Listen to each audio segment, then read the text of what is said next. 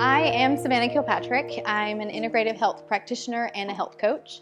I own a company called Rovira Health, and it's a local company, but I also help clients all over. I have Florida. I just got my first Switzerland client, so that's interesting. Yeah, that's interesting too when she's like, oh, I take this medication. Everything is either Dutch or German, so I have to translate it, so that's fun. But yeah, so I am local, but I serve anyone who has an autoimmune disease that would like some help. So disclaimer, I have to put this up. I do not claim to treat, diagnose, or cure any health conditions or concerns. Please consult with your primary care practitioner before you make any changes to your healthcare routine. So that's out of the way. Okay, about me. So I struggled for many years with 3 different confirmed autoimmune diseases.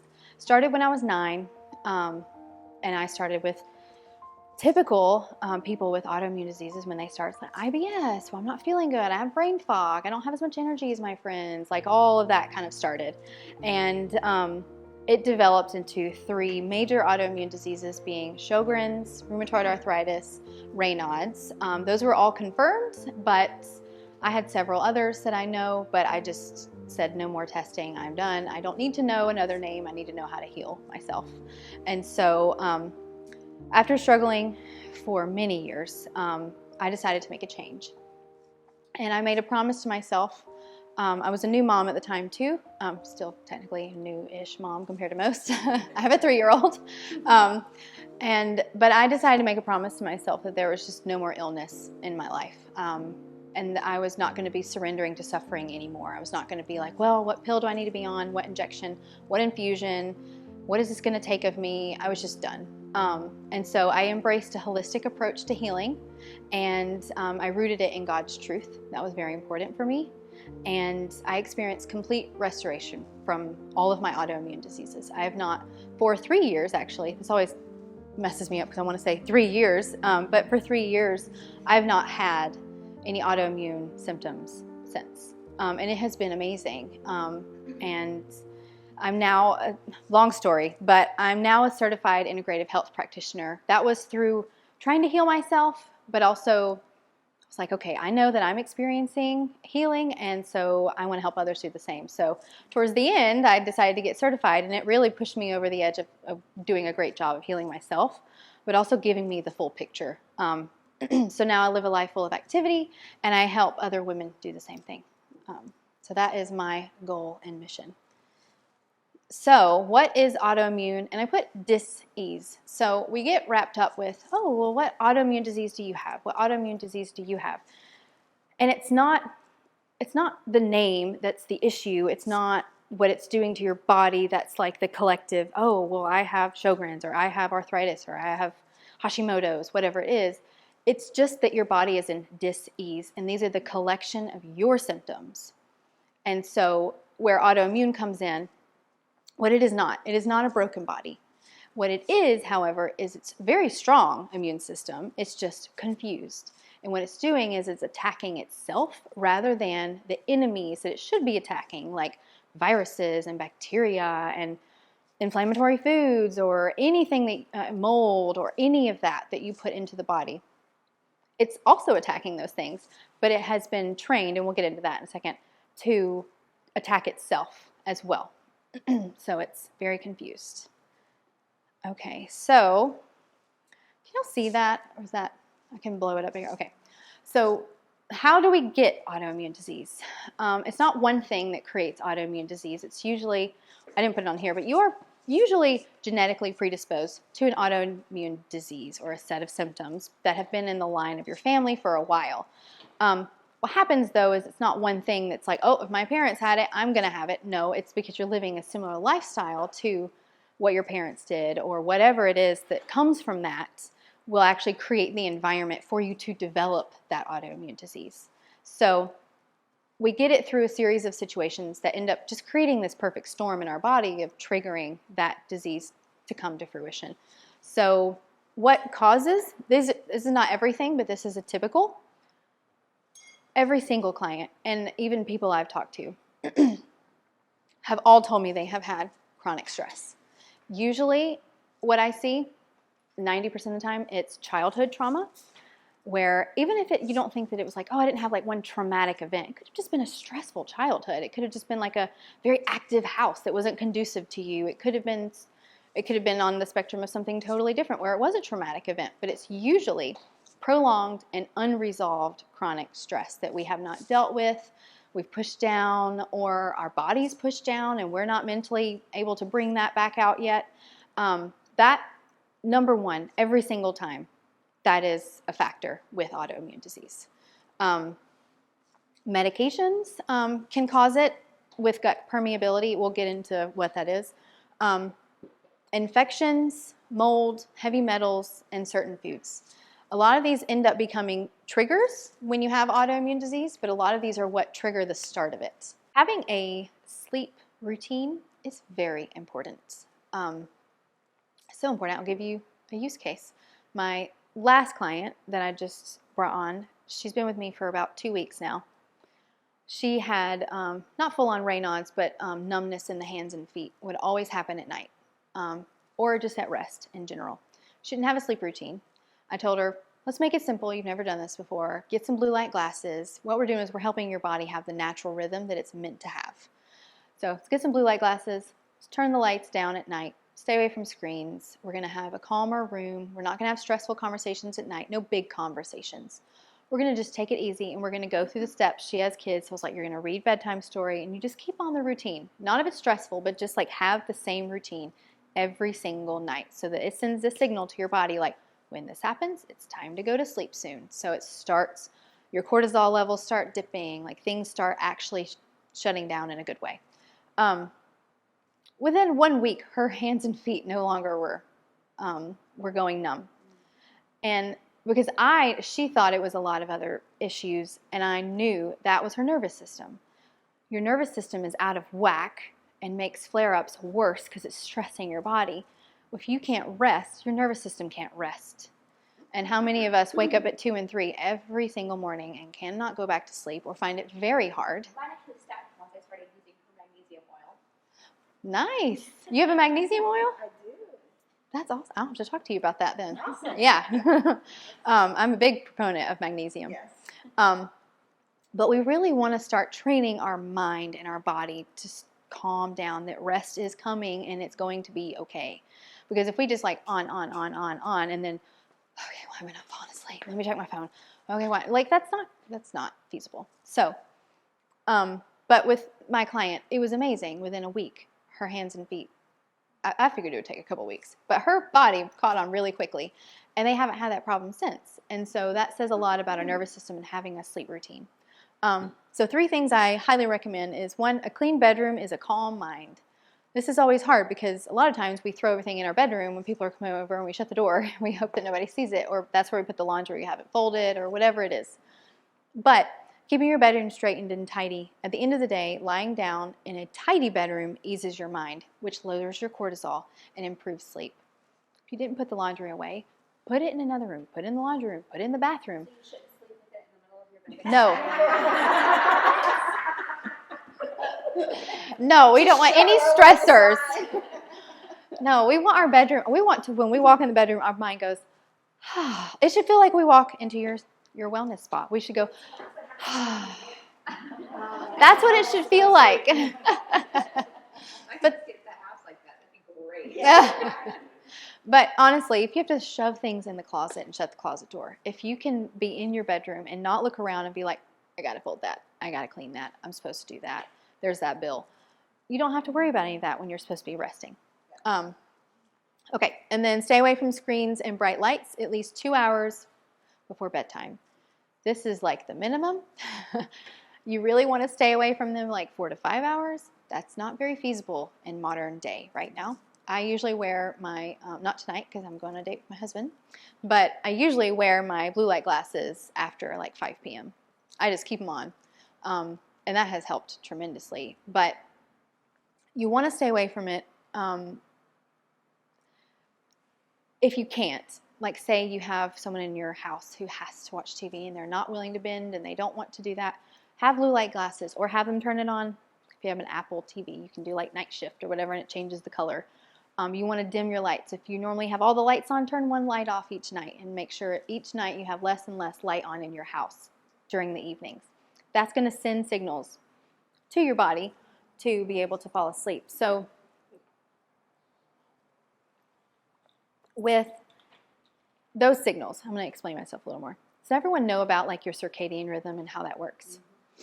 Okay, and you know the different wavelengths of light and how that works?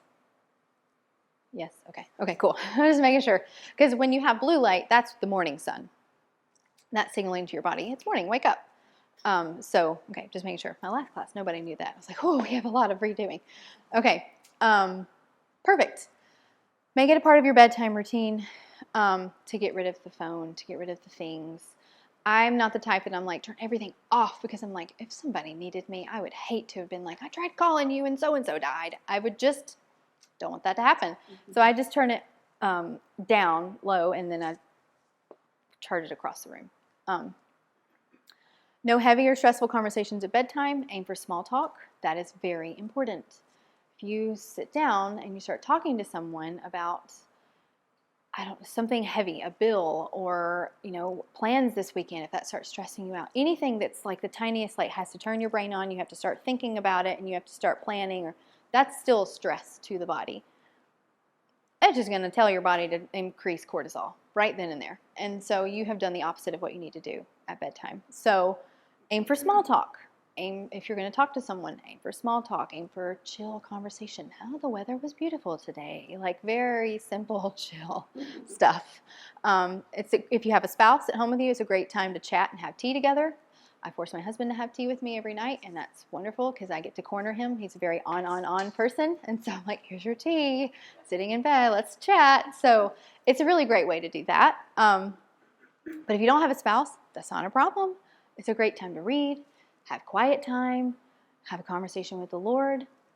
It's a beautiful time. The time before bed, sitting in bed when the rest of the house is finally quiet, if it gets quiet for you. I don't know your household situation, but it can be either, okay, let's fall asleep, or it can be a very beautiful time to signal to your body it's time to go to sleep. And it can be a cherished part of your day. I usually do my quiet time reading scripture at night, but rather than waking up early in the morning like most people I know do. Okay. Where are we with time? Okay, we're okay. Okay, adjust your exercise. This can be hard with people who have joint pain or fatigue, or just exercise fatigue. They get winded very easily. And with autoimmune, that happens a lot. However, it is vital that you move your body if you have an autoimmune disease. So the first one is moving your body in general. However that looks for you, we want to aim, this is a big ask at first, is 10,000 steps a day. That's a lot of walking, but it gets easier each time you do it, especially if you're listening to a podcast or listening to music, stuff like that, talking to someone. If that's hard for you, start with 2,000 a day and then increase until you reach 10,000 steps per day. It won't probably happen all in one setting because that would probably be over an hour's worth of walking. But if you can walk a little bit in the morning, a little bit in the afternoon, a little bit at night, you'll see how quickly that builds on. If you can't make that, just move. Just walk where you would normally take the elevator, take the steps, where you would normally park. Well, being female, that's kind of hard. We normally park close, park farther away if you're in a safe environment. But just aim to move your body. Find movement that you enjoy. A lot of people start taking a workout class and hate every second of it. That's not the point. The point is to enjoy what you're doing because we want good endorphins flowing while we're exercising. We want to look forward to that. Exercise should be fun and not feel like a chore. This is important if you have fatigue, if you have serious flare-ups often. Do not do HIIT training. That is really taxing on the nervous system. If you are already in a point of constant flare-ups or you're just having issues with your autoimmune, that's going to send you over the edge and take more energy than you have to give. That can eventually happen, but right now, if you're in a critical point of chronic issues, stay away from HIIT classes. And then find an accountability partner or workout buddy if you can. That makes it, are y'all buddies? Awesome. This is my exercise program. Perfect. Perfect. So it's very important to have a buddy, because sometimes if you're like, oh, I don't feel like it, nobody's forcing you to go. But again, it should be positive reinforcement, not, did you go today? And then make him feel bad. No, like positive reinforcement of, even if they can't work out with you, to hold you to, did you work out today? How was it? I bet you had fun. Tell me some new things you did. Stuff like that. Okay. Okay. This, I said that rest was one of my top. This is my top. Stress management and spiritual walk. You will not get rid of your autoimmune issues, and you will not heal your gut if you do not manage your stress. It will not happen. We saw the gut wall earlier, and that usually it starts separating because of stress. And then when you have an infection, that comes in. When you have bad protein because, or whatever it is, I'm speaking a little too in depth, that can cause more issues and create autoimmune, but the stress is what thins that wall. And so if you don't handle your stress and your wall's still thin, you're just on this vicious cycle throughout your body, and you're just going to get worse and worse. So a couple of easy things to do, sort of, clear the schedule. We live in a society where we're just like, we have to have plans all the time. Oh, it's a Friday night, I don't have plans. What the heck is wrong? We need to go do something. Everyone's so nonstop. Oh, I have a free minute of my time. Let me go be productive somehow. That's the perfect time to rest, especially if you have an autoimmune issue. And so nothing burns you out faster than a nonstop busy schedule. It's burning out your brain. It's burning out your nervous system. It's burning out everything. Sometimes the people around you don't even tell you that you're making too many plans with everyone. So however your brain works, block or schedule time. Some people are type A, type B, so you need to block time or you need to schedule time each week for active rest. And so that can look, active rest is not just laying on the couch eating Cheetos, resting, right? Like, we're taking a day where we're going to be at home today, and I might go out in the garden for a little bit, or I might, clear out that room that I was talking about. Nothing heavy if you're, in a flare, but doing something that's active rest that lets you kind of be in here and in here, and not be a prisoner to busy culture or other people or the schedule or whatever's going on. That's very important. Number 2, get outside. The effects of being in nature are so amazing for decreasing cortisol levels. You don't even have to do anything but be outside, and they will decrease your cortisol for you. Like, that's amazing. So that's a great time to take time to process stressful things, thoughts that you have. If you're not a journaler, I'm not a journaler. I have given it a solid effort. I'm just not someone who journals. I will go for a walk. That is my thinking through things, and it really helps. Being outside is so amazing. Think about all the things that have been made. So grounding mats, we have red light therapy, we have sunrise alarms, we have sound machines. They're fantastic. If you're not getting enough of this in your life, they're fantastic to help you. But they should not be your first stop. They should not be, well, I don't feel like going for a walk, so I'm going to get on my grounding mat. Maybe we should reconsider that we are actually meant to be in nature, and sometimes our bodies just crave that. Now, if you have some serious inflammation going on, or something where just walking outside is not exactly helping, you can incorporate some of these other things, but these should not be your first go-to to get that nature effect for your body. And then having dedicated quiet time every day. That might be your quiet time, or it might be sitting in bed, or it might be waking up earlier than everybody else in the morning. I'm not that kind of person. I like at night. But however that looks for you. Read scripture, pray, deep breathing exercises, a calming book. That is really important. You have to be able to come back into yourself at some point every single day and process your day. Think about your day. Plan for the next day, or just read your Bible. I don't know who all here is Christian, but just be intentional about your quiet time so that you can improve yourself and your mental health and your spiritual health. So important. Oh, I thought I had something else to say on that. I don't. Is that all making sense? Okay. Everyone's so quiet. All right. So, conclusion. Living autoimmune free is not a destination, but it is a continuous journey. You're not going to like one day all of a sudden like, oh, I'm free. It's all gone and I can just live life the way I used to. It's not how that works. It is the life that you used to live intentionally. Maybe it happened to you. Who knows what everyone's situation is. That's not working for your body up to this point. So we need to change that and redirect our life so that it will work for our body moving forward. It's making daily choices that prioritize your well-being, both physically and mentally. And it's okay to have setbacks. It's okay to have a day where you ended up in a flare-up and you're doing so well, and why the heck is my finger hurting?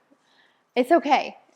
Just know that, all right, I'm committed. I'm going to continue moving forward. Something didn't work. Maybe I need to, think back of what I ate yesterday, or was yesterday maybe a stressful day? Whatever it is, don't beat yourself up. Move forward. Also, if you're out to dinner and you want to have a glass of wine, have a glass of wine.